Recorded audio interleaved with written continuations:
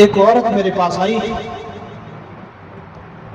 انہوں نے کہا کہ شاہ جی مجھے غصہ بہت آتا ہے، اتنا غصہ کرتی ہوں، گھر میں اگر کسی چیز پر غصہ آ جائے تو بچوں کو مارنا شروع کر دیتی ہوں، یعنی گھر والوں کا غصہ میں اپنے بچے سے نکال لیتی ہوں، ہر چیز پر غصہ، معمولی سی بات پر غصہ آتا ہے، تکلیف ہوتی ہے، پریشانی ہوتی ہے، میرے اختیار میں نہیں، اگر کوئی بات مجھے معمولی سی تلخ لگی یا پسند نہ آئی تو مجھے غصہ آ جاتا ہے، میں برداشت نہیں کر سکتا۔ کوئی ایسا عمل بتائیں تاکہ یہ غصہ میرا ختم ہو جائے، کنٹرول ہو جائے۔ مجھے حیرت ہوئی کہ کیسا غصہ ہے جو ہر بات میں آپ کو غصہ آتا ہے۔ اس نے کہا کہ شاہ جی خدا کی قسم میرے اختیار میں نہیں، میں نے بڑی کوشش کی ہے، میں کنٹرول کرتی ہوں مگر میرے اختیار میں نہیں۔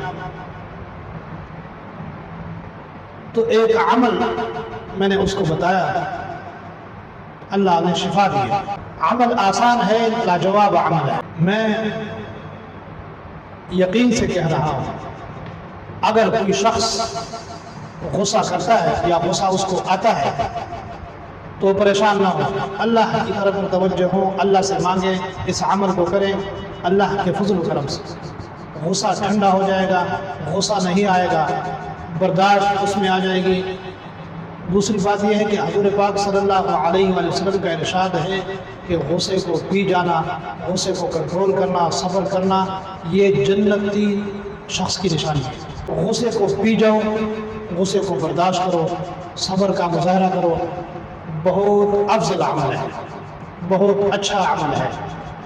تو میں آپ کو عمل بتا دیتا ہوں۔ عمل آپ نے یہ کرنا ہے کہ جب غصہ آپ کو آ جائے تو استغفر اللہ، اس تسبیح کو بار بار پڑھتے رہیں، استغفر اللہ ربی، استغفر اللہ، استغفر اللہ ربی، استغفر اللہ، اس تسبیح کو جاری رکھیں۔ انشاءاللہ غصہ آپ کا کنٹرول ہو جائے گا، غصہ آپ کا ختم ہو جائے گا۔ اور 3 دفعہ فاصبر صبرا جمیلا، یہ بھی پڑھنا ہے، فاصبر صبرا جمیلا، فاصبر صبرا جمیلا، اس کو بھی 3 دفعہ پڑھنا ہے، اس آیات کو اور اس تسبیح کو بار بار پڑھتے رہیں۔ جتنا زیادہ پڑھیں گے انشاءاللہ آپ کا غصہ کنٹرول ہوگا، آپ کو آخر میں غصہ نہیں آئے گا۔